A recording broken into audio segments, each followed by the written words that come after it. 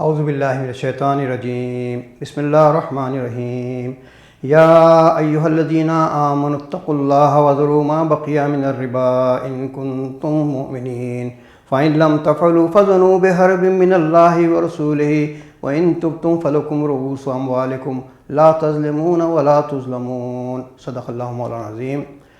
اے لوگوں جو ایمان لائے ہو، اللہ سے ڈرو اور جو کچھ تمہارا سود لوگوں پر باقی رہ گیا ہے اسے چھوڑ دو اگر تم واقعی ایمان لائے ہو، لیکن اگر تم نے ایسا نہ کیا تو آگاہ ہو جاؤ کہ اللہ اور اس کے رسول کی طرف سے تمہارے خلاف اعلان جنگ ہے۔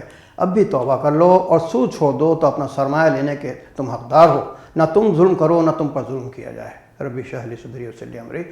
یہ سورہ بقرہ کی آیت آپ کے سامنے تلاوت کی ہے میں نے، اور یہ سود سے متعلق ہے، اور سود کا جو گناہ ہے اللہ کے نبی صلی اللہ علیہ وسلم نے فرمایا کہ اس کے 70 حصے ہیں، اور ایک اس کا چھوٹے سے چھوٹا جو حصہ ہے وہ ایسا ہے جیسے اپنی ماں کے ساتھ برا فعل کرے۔ کوئی تصور کر سکتا ہے؟ اتنا بڑا گناہ ہے سود کھانا، سود لینا، سود دینا، سب برابر ہے۔ نبی کریم صلی اللہ علیہ وسلم نے فرمایا کہ سود کا لینے والا، سود کا لکھنے والا، سود کا دینے والا، سود کا لینے والا سب برابر ہیں۔